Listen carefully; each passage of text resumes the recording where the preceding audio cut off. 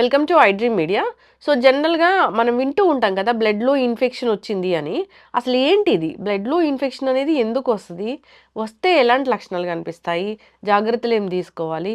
దీని గురించిన పూర్తి వివరాలు తెలుసుకుందాం. మనతో పాటు ఉన్నారు ప్రముఖ internal medicine specialist doctor Rajesh Ukkala గారు.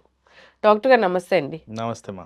డాక్టర్ గారు, ఈ మధ్య కాలంలో మనం ఎక్కువగా వింటున్నాం ఏందంటే బ్లడ్‌లో ఇన్ఫెక్షన్ వచ్చింది. నాకు ఇలాంటి లక్షణాలు కనిపించాయి. డాక్టర్ ట్రీట్మెంట్ ఇచ్చారు అని.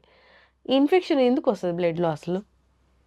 సో జనరల్‌గా ఇన్ఫెక్షన్ అంటే బయట నుంచి వచ్చే క్రిములు. ఆ హ్మ్. క్రిములు లంగ్‌లో రావచ్చు, కామన్ ఎంట్రీ, యూరిన్‌లో రావచ్చు. హ్మ్. ఎందుకంటే ఈజీ యాక్సెస్ పాయింట్స్ బాడీలో కామన్‌గా ఎఫెక్ట్ అయ్యే ఏరియాస్. హ్మ్.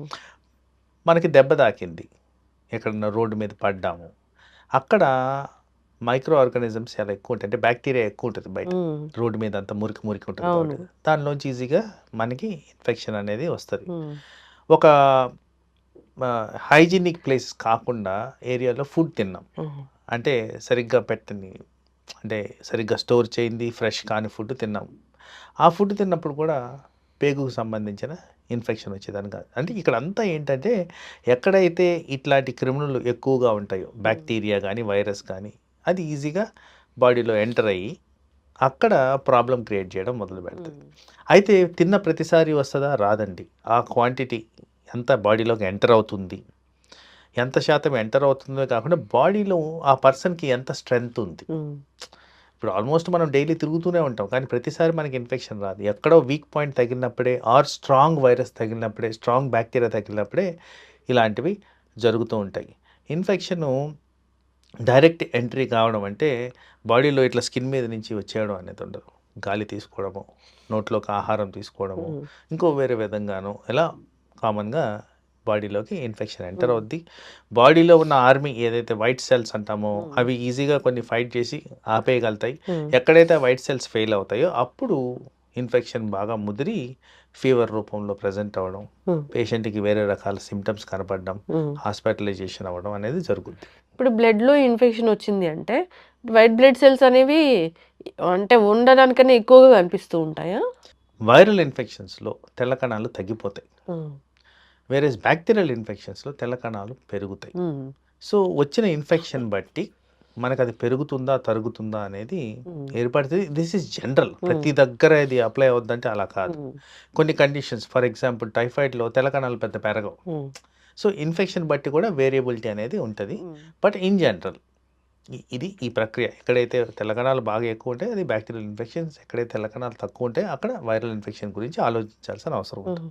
ఇప్పుడు పెద్ద పెద్ద జబ్బుల్లో గూడా ప్లేట్‌లెట్స్ ఎక్కువగా ఉన్నాయి. రక్తం మలినబడింది అని చెప్తూ ఉంటారు డాక్టర్ గారు. అదెందుకు? సో, ఇన్ జనరల్‌గా వీటిల్ని మెడికల్ టర్మినాలజీలో హ్మ్. అక్యూట్ ఫేస్ రియాక్టెంట్స్ అంటాం. హ్మ్. అక్యూట్ ఫేస్ రియాక్టెంట్స్ అంటే ఈ ప్లేట్లెట్స్ సరంగా హ్మ్. పెరగడం, హ్మ్. తర్వాత తెల్ల కణాలు సరంగా పెరగడం, సిఆర్‌పి అనేది పెరగడం, పెరగడం. ఈఎస్ఆర్ అనేది పెరగడం, హ్మ్. థైరాయిడ్ పెరగడం, ఇట్లా చాలా డిఫరెంట్ రకాల మార్కర్స్ అయితే మన బాడీలో ఉంటాయి. So, one of those markers are one of those manifestation ఏంటంటే ఈ ప్లేట్లెట్స్ పెరగడం గూడా. హ్మ్. ఎందుకంటే ఏదన్నా ఇన్ఫెక్షన్ బాడీలో ఎంటర్ అయినప్పుడు ఆ ఇన్ఫెక్షన్‌ని తొలగించడానికి కణాలు ఫార్మ్ అవుతాయి. హ్మ్. తెల్ల కణాలు, ఎర్ర కణాలు అన్నీ ఫార్మ్ అవుతాయి. హ్మ్. అన్నీ ఫార్మ్ అయినప్పుడు ప్లేట్లెట్లు గూడా దాంతో పాటు పెరుగుతాయి కాబట్టి ప్లేట్లెట్లు ఎక్కువగా కనపడడం అనేది జరుగుద్ది మనకి. ఓకే. ఇప్పుడు రక్తం శుభ్రపడాలంటే ఏం జేయాలి? పోవాలి అని అంటారు. సో, బేసికలీ రక్తం శుభ్రపడాలి అంటే ఫస్ట్ మీరు హెల్తీ లైఫ్ స్టైల్ మెయింటైన్ చేయాలి. సో, హెల్తీ లైఫ్ స్టైల్‌లో ఇక్కడేంటంటే టాక్సిన్స్‌ని మనం పెంచుకోకూడదు. హ్మ్. టాక్సిన్స్ అంటే ఏంటి? ఆల్కహాల్, స్మోక్ హ్మ్. అండ్ ఈ మధ్య కాలంలో ఈ పాన్ పరాగులు ఏవో యేసుకుంటున్నారు హ్మ్. చూడండి. అవును. ఇలాంటివి వాడినప్పుడు డెఫినిట్‌గా ఆ టాక్సిన్స్ అనేవి హ్మ్. విపరీతంగా బాడీలో పేరుకుపోతున్నాయి. అవును. తర్వాత మీరు హెల్తీ లైఫ్ స్టైల్‌లో దీంట్లో చేయాల్సిందేంటి? ప్రాపర్‌గా డైట్ తీసుకోవడం, ప్రాపర్‌గా నిద్రపోవడం, ప్రాపర్‌గా నీళ్లు తాగడం. ఇవన్నీ చేస్తున్నారా లేదా? ఒకరోజు చేసి నేను మిగతా రోజులు చేయనంటే హ్మ్. కాదండి. వాటర్ చాలా ఇంపార్టెంట్. లాంగ్ టర్మ్‌గా చేయాలి. హ్మ్.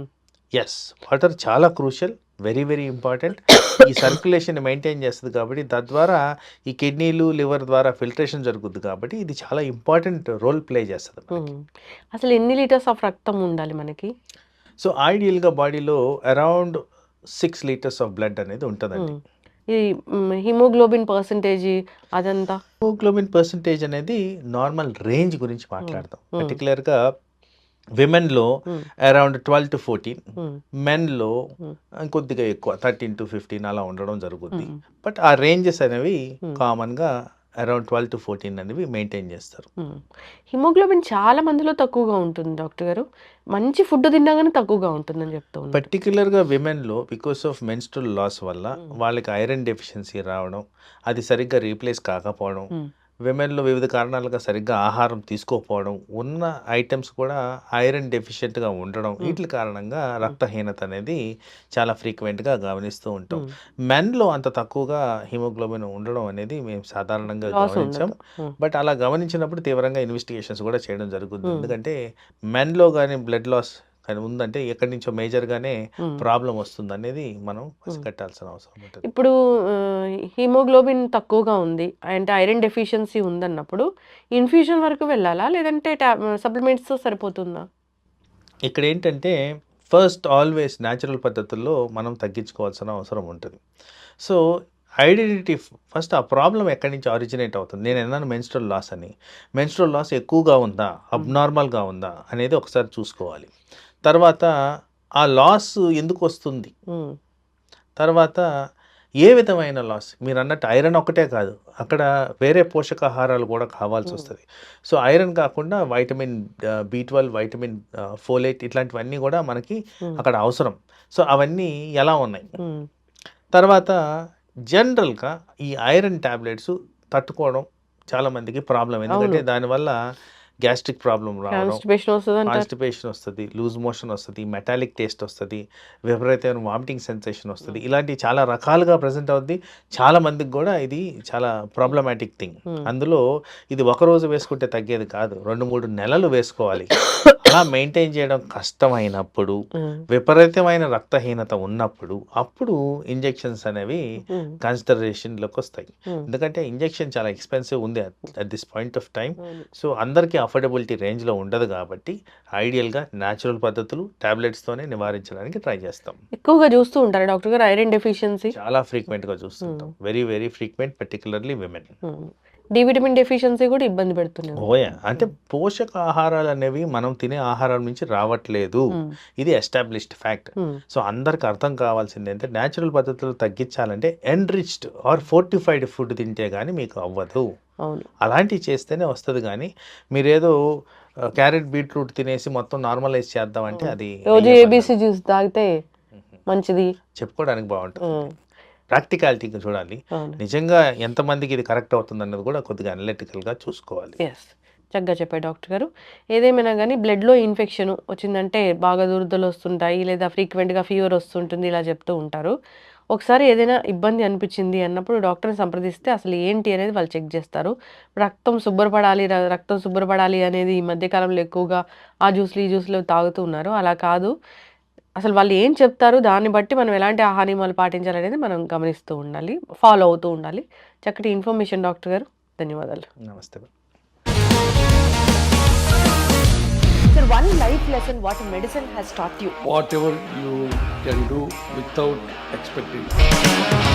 బట్ ఐ రియలీ బిలీవ్ మన పాజిటివ్ యాటిట్యూడ్ ఉంటేనే మనం ఏదైనా సాధించగలం. గట్ని మనం కరెక్ట్గా డీల్ చేసినట్లయితే అది మనకి పాజిటివ్ హార్మోన్స్ని రిలీజ్ చేస్తుంది. షుగర్ వచ్చిన వాళ్ళ పరిస్థితి ఏంటి? పొట్ట దగ్గర పెరిగితే దాన్ని ఆండ్రాయిడ్ అంటారు, ఆండ్రాయిడ్ ఫోన్ కదా. అసలు థాట్స్ ఎందుకు వస్తాయి? బ్రెయిన్ డెడ్ అంటే దానికి ప్రపంచం అంతా కూడా కొన్ని నిర్దిష్టమైనటువంటి లక్షణాలు ఉంటాయి. మానసికంగా ధైర్యంగా ఉంటే క్యాన్సర్ జయించవచ్చు. You are a doctor for a cause sir, అంతే. వాళ్ళకి వచ్చిన ఆదాయం కాకుండా ఫ్రీ సర్వీస్ ఎంతమందికో చేస్తుంది.